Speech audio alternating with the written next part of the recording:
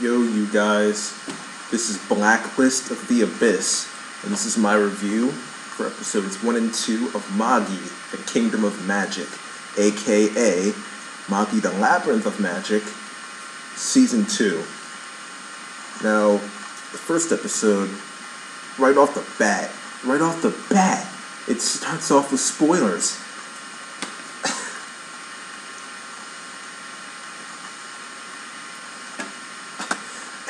When you read this in a manga, you've been waiting for Aladdin to get to this point, you've been waiting to see this, and then you finally see it, and you're thinking, yes, go Aladdin. I mean, I was never really the biggest Aladdin fan to begin with, but even I was cheering him on. I was saying, yes, Aladdin, go. And then they put this right in the beginning. I don't get it. That moment isn't going to mean nearly as much now once they get to it in the anime. I don't get it. I really don't. But,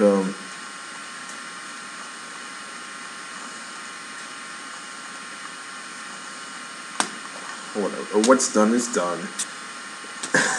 What's done is done. But there's so many spoilers. There's spoilers about what Aladdin does. There's spoilers about the Ko-Empire. There's spoilers about Morgiana being with Yunnan. That's like the biggest spoiler. And they spoiled it. They gave it away. We didn't even know that until literally like maybe 3 or 4 weeks ago in the manga. And they spoiled it already. I don't get it. But whatever. Like I said before, what's done is done. That little flashback, or the little foreshadowing of what's to come, that happens. And after that, we skip to like this party, pretty much. It takes place after Zagan has been captured. Pretty much Sinbad is just throwing this party because Alibaba and Aladdin and Morgiana and Hakuryu, they came back safely and they conquered Zagan. You know, this is just a personal thing, but I've just never really been that big of a fan of party chapters in manga, party episodes in anime. They're just not my thing.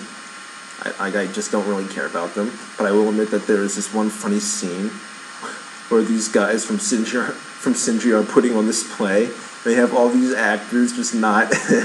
they're supposed to be portraying Aladdin and Alibaba and Morgiana, but they don't look like them at all. It's pretty funny. It reminds me of Avatar with the play on Ember Island. That was also pretty funny. But, yeah, so there's this play going on. Aladdin, he's pretending to be the guy who's playing him. Sinbad comes along, wants to talk to him. So, they go off alone, and he brings up the Magi. First, he talks about Judal, who we know already from the last season, obviously. Then he talks about Yunnan, and we see Yunnan's face, which is, again, well, I mean, same spoiler from before, but at least early in the episode, we didn't know he was Yunnan. Now we do. In the manga, we didn't know who Yunnan was. We knew his name, but we didn't know what he looked like. And even when we saw him for the first time, it wasn't revealed like right away that he was Yunnan. And then he ended up doing like chapter later, or something like that. I don't really remember. But the point is that we aren't supposed to know what Yunnan looks like this early, and they're spoiling things. But Yunnan is the one who raises all the dungeons. He also raised the first dungeon. So that's what we know about him. Other than that, it's really not that much. But apparently he's not even the mysterious one. The most mysterious one as of right now is Scheherazade from the Lame Empire. Apparently she's been alive for at least 200 years. 200 years is how long she's been helping the Lame Empire as their Magi. So who knows how old she really is. But, she's the one that Sinbad's really interested in right now, and he asks Aladdin to go to the Lame Empire and talk to Scheherazade as the Magi of Sindria. And that's when Aladdin, he tells Sinbad to hold on, put the brakes on a little bit, slow things down. This one thing about Sinbad is that you kind of get caught up in his pace sometimes, and he kind of gets you to do things that you wouldn't normally do. And Aladdin notices that, so he kind of puts the brakes on and says, Yeah, hold on, Sinbad. I'm not Shinju's Magi. Just yeah, okay. Calm down. Wait a little bit. So that's when the conversation ends. They go off. We see Kougyoku. She's drunk, and Kakobun is trying to deal with her and everything. Hakuryu decides that it's time for him to leave Sindria. Kakobun is trying to convince Kougyoku to leave as well. She's saying, no, I don't want to leave Sinbad so that I can stay as long as I want. That's when Jafar comes over. Jafar and Kakobun do not get along ever since what happened last season. But Jafar pulls Kakobun away. That's when Sinbad goes up to Kougyoku. He takes her on a little walk, and it's obvious at this point he's trying to manipulate her. He's taking advantage of her feelings and saying all this stuff that sounds like romancy and lovey-dovey, but he doesn't mean any of it. He's just trying to take advantage of her, and Jafar confirms it later on. And Sinbad ends up saying that he wants to capture every card he can get his hands on. So, that he admits it right there. He's just trying to manipulate Kougyoku so that he can just maybe get the Ko-Empire on his side. But after this, there's also a little mention. Jafar says that Sinbad reaped benefits in Balbad. I don't really remember what those were. I don't remember if they talked about that last season. But it hasn't really come up. Doesn't really come up after this, so I don't know if that's a secret that still has to be revealed, or if it's actually been revealed already. I don't remember, but I just thought that was an interesting thing to add in. But after this, Aladdin, he's thinking. First, he goes to see Dunya, but she's asleep. He isn't awake yet. She's been unconscious, so he goes and starts eating the food he was going to give to her. Alibaba shows up. They start to talk, and Aladdin ends up saying that he wants to protect this world and make sure it doesn't end up the way that one did. While he says that, you see clips of, I believe, what was from last season around episode 24 or 25, something like that. It's that world where the original Magi were, and Solomon lived there. So we're getting a couple clips from that world, so it's safe to assume that's what Aladdin's talking about. So apparently it's another world. At first, when I saw that in the anime last year, I thought that, or maybe it was early in the year, I don't even really remember. But when I saw that in the anime, I thought it was just the past. But apparently, according to Aladdin, it's another world. Aladdin's talking with Alibaba about that. Then Yamaraya ends up talking to Aladdin. This is a little bit after that. And Magnostat comes up. Magnostat is important, obviously, because of what happens later on in the next episode. But after this, we go to Alibaba. It's the next day. And Kougyoku is picking flowers in this field, and Alibaba accidentally steps on them. I don't know how he didn't see her there, but whatever. But they end up actually getting along really well, and Alibaba makes Kougyoku this little flower crown thing, like a flower tiara or something like that. And then she's intrigued by this, and she wants to master the skill practically. It's pretty much what she wants to do. I mean, she doesn't come out and say it. It's just she comes later in the next. It's not that important. But the point is that they actually end up going together really well. You'd be surprised because after what happened in Balbad, and even Kougyoku herself thinks about it. She's like, I almost had to marry this guy, didn't I? But this is going on. They're interacting, and Morgiana's just standing in the balcony watching. Then she just leaves and starts training. So the guy she likes is talking with another girl. They're getting along pretty well, and her reaction is to go off and train. So I found that funny. Then she ends up meeting up with Hakuryu. He tells her that he's thinking about leaving Sindria soon. It's pretty much the gist of that conversation. They talk a little bit more. They have a more serious conversation in the next episode, but I'll get to that when I get to it. Sinbad and the 8 generals, they're looking at the black metal vessels that they got in the battle, which I think this is canon, because that whole attack with Sindria, that was filler in the anime. Sindria was never attacked. Those guys were characters, and they didn't attack Sindria, they attacked the island that Sagan was at, the island where that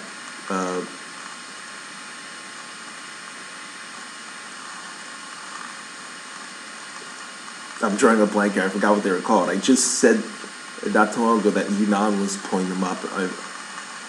Whatever.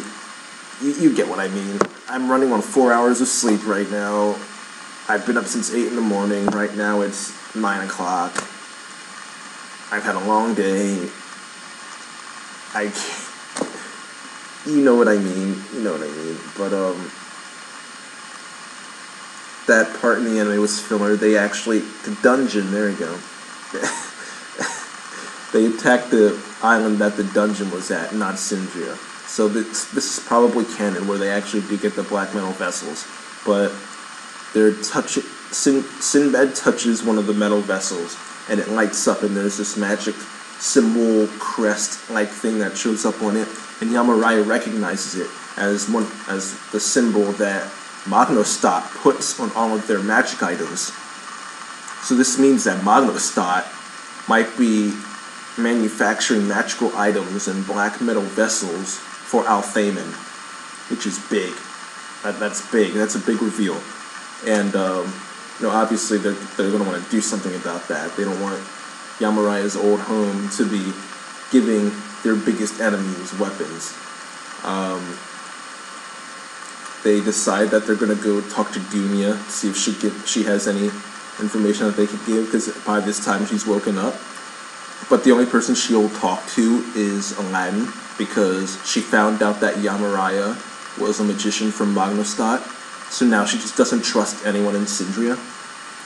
The only person because she thinks that they're in cahoots with Magnostat, and Magnostat is the country that came in and destroyed her home, I believe, took control, killed her family and all the royalty. Isaac died protecting her, I believe. So she doesn't like Magnostat at all, and she doesn't trust anyone from Sindria. So the only person she talks to is Aladdin. And we get a couple fan service scenes here. Sinbad ends up coming in when Aladdin is like in he's in Dunya's legs and everything. And Sinbad's just like, whoa, I never thought someone would actually get to a girl before I did. Aladdin, you truly are Magi. He's impressed. Yamaraya's annoyed, calls him a pervert, typical Japanese comedy. And Sinbad tries to tell Dunya that Sindria has nothing to do with Magnostat. And Yamaraya hasn't been to Magnostat in years. She left over a decade ago, which I believe was before her home was attacked by Magnostat. So she really has nothing to do with it. During this time, he touches her hand, and the metal, I guess they would be, I don't know if it's just regular jewelry or if it's actually one of his metal vessels, but it reacts to Dunya, and it reacts in the chips and parts of the black vessel that are inside of her, because she stabbed herself with it, back in season 1. Those two react, and then she starts to crystallize like Guilty Crown or something. And she starts to crystallize, so Yamaraya comes in and stops it with her magic. Then Aladdin uses Solomon's wisdom to destroy the crystals and everything like that. And while he's inside her mind, he sees like the anger and hatred that's stored inside the vessel. And I guess seeing that made Aladdin want to prevent other people from having to go through that. So at the end of the episode, it's nighttime. He decides to tell Alibaba and Morgiana that he wants to go on his own journey. So that's how the episode ends. It was an okay episode, nothing too good, nothing too bad, just okay. I'll give it a 6 out of 10. Second episode was much better. It starts off right where the first one ended. Aladdin is telling Alibaba and Morgiana that he wants to go on his own journey and he wants to go to Magnestat.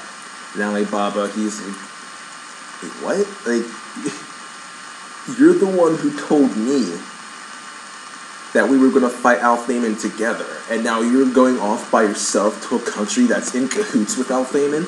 It doesn't make sense. No, I'm going with you. And Aladdin says, no, I can't, this is something I have to do by myself. I can't just stay in Sindria anymore because Sinbad's radiance, it's too bright. And which is true because, like we said in the last episode, Aladdin almost got pulled into Sinbad's pace.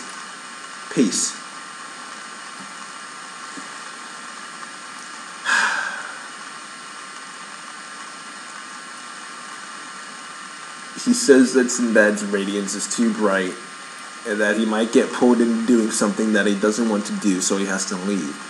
And Alibaba says, okay, that's fine, I get it, we'll go with you.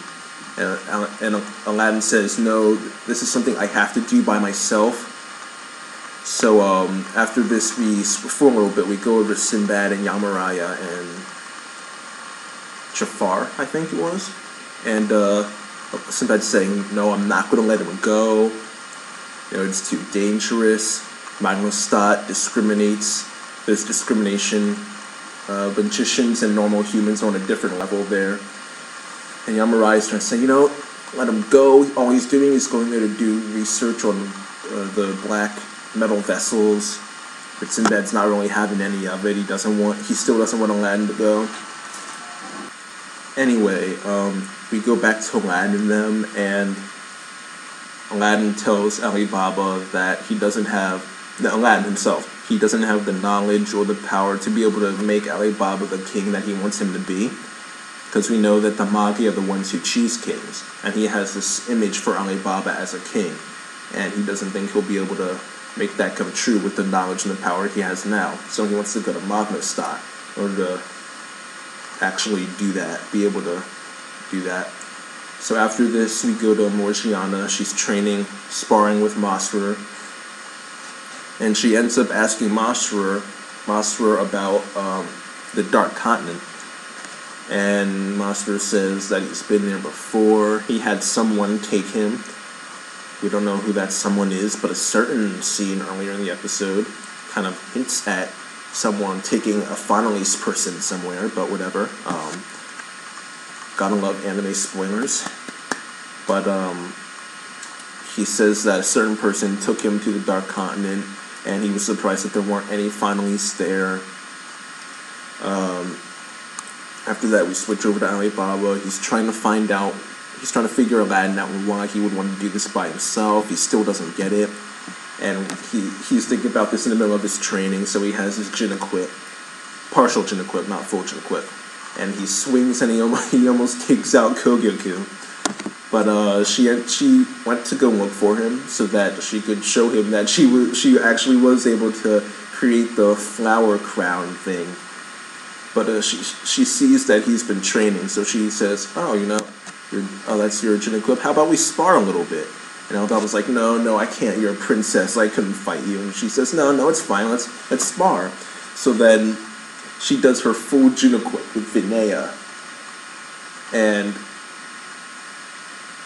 the anime makes it look cool, but I think the manga did it better justice. If you go look up the manga volume in particular that Kougyoku is on the cover of, it's drawn incredibly well. I'll link it in the description below to a site that has the picture up.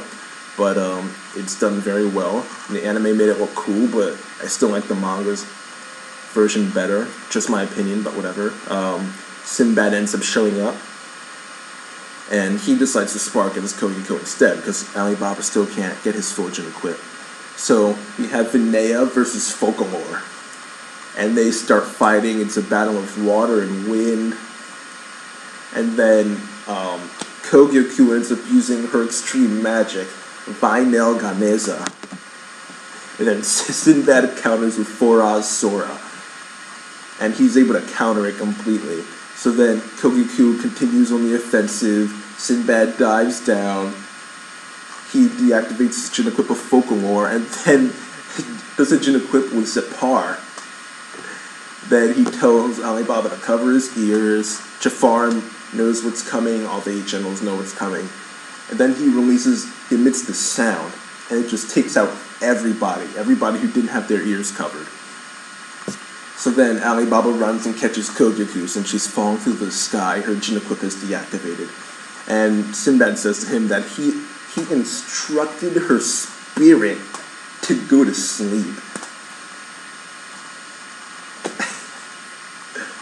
He instructed her spirit to go to sleep. Just how powerful is Sinbad? 7 Jin, 1 of wind, 1 of lightning. Now we know that 1 can tell your spirit to go to sleep. I can't wait till we see some of his other Jin. I really can't. It's going to be epic. We haven't seen any others yet. It's just Folklore, Zepar, and the lightning one that he used. I know that the name of the spell he did was Bararak Saika, but the Jin probably isn't actually named Bararak since Folklore's attacks are Foraz, not Folklore. So I don't remember the lightning Jin's name yet. I'll look it up, see if it's actually been revealed. I'm not really sure, but maybe in the Adventures of Sinbad spin-off, which I haven't read yet, and maybe I will start reading it. It's not too long, but I might start reading it soon. But after this fight ends, we end up going to Sinbad and Hakuryu. Hakuryu's leaving soon, so he wants to get Sinbad's final answer. Will he help? And Sinbad's trying to let him down gently and say, no, I'm not interested, but Hakuryu keeps persisting, and pretty much Sinbad gives in. Sinbad gives in. He says, okay, I won't promise anything, but if the time comes, I will try to help. However, you have to do the same for me. Alright, you scratch my back, I'll scratch yours. So Sinbad getting his cards ready, again, trying to get as many allies as he can for whatever it is he's planning. He's probably one of the most sketchy characters in the series. All the background stuff he does, we just don't know enough about him. But he might just turn into a villain, who knows? He might just make that heel turn in the future. I wouldn't be surprised, but right now he's still a good guy, so I'll enjoy him all I can. After Hakuryu and Sinbad's conversation, we go to Alibaba and Kougyoku. She wakes up, she hears about how it was Sinbad's Jin equip that knocked her out, but she can't really remember much about it. She decides that she's going to leave with Hakuryu, and she's going to try and make sure, she's going to try to convince Jidal and Kohen and all of her siblings, her father, her mother, not to go to war with Syndria. So Sinbad's work paid off. All that time he spent trying to manipulate her, she did exactly what he wanted to do. I mean, I guess I can't really say it's him in particular that got her to decide that. She might have just done it on her own free will, not because of Sinbad's manipulation, but her feelings for him were probably still the driving force behind it, so Sinbad, he did it again. But there was actually some comedy in this scene though, which I liked. Kougyoku wanted Alibaba to tell her that he was impressed with her skills. So those two actually have really good chemistry. These last couple episodes, a lot of shippers were probably born. I know that this episode made Kougyoku my favorite character. Well, when I read the corresponding chapters in the manga, Kougyoku became my favorite character. And I kind of moved on from Morgiana to Kougyoku. Her and Alibaba have much better chemistry, just my opinion. But yeah, that's it for that scene. Jafar ends up listening in on them and saying, pretty much he says everything's going according to plan. and he's not sure what he thinks about using the excuse for the sake of the world, for the sake of Sindria, in order to bind people's lives. But he ends up going with it anyway because Sinbad is his king, Sinbad is his master, and he'll follow him wherever he goes, whatever he decides to do. So good loyalty from Jafar there. But after that scene with Jafar, they go to Aladdin and Dunya, and the scene, I'm pretty sure the scene was filler. I don't think we actually saw this in the manga, but we end up seeing her die. Her body ends up hardening. We go see the funeral. People are saying, oh man, the body looked like charcoal or something like that. And it made Alibaba think of Kashim, which is Alibaba's. There's always an excuse for Alibaba to think of Kashim. Always. Always. Every arc, there's always a reason for Alibaba to start thinking about Kashim. I don't see why. Personally, I don't like his character. That's because I watched the anime before I read the manga. And from what I understand, he's much better in the manga than the anime, but my opinion was already influenced by the anime, and it wasn't going to be changed. So even in the manga, I didn't like him. But Dunya dies, and we end up switching over to Hakuryu and Morgiana. Hakuryu starts to talk about his past and how Al-Thaman killed his family, like his father, his brothers, pretty much everyone except for his mother, himself, and Hakuei. But Hakuei isn't aware of this. She doesn't know anything, and he's trying to keep it from her, not so as to not worry her and stuff like that. And he ends up asking Morgiana about her past, and she tells him, you know, I'm a finalist, my entire race was sold into slavery, I was just a slave not too long ago. And there's some development between those two there. After that, we go back to Alibaba and Kougyoku. They're back in the flower garden area, and Kougyoku mentions that Sinbad was her first love, how she knows that he would never really take her seriously, so I guess maybe her decision wasn't as influenced as we thought it might have been by him.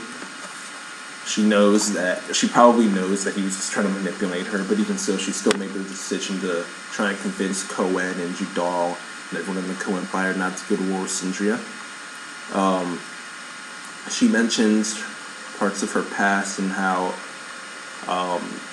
Koen and Judal were there for her when she was a kid, because her past is the same as Alibaba's.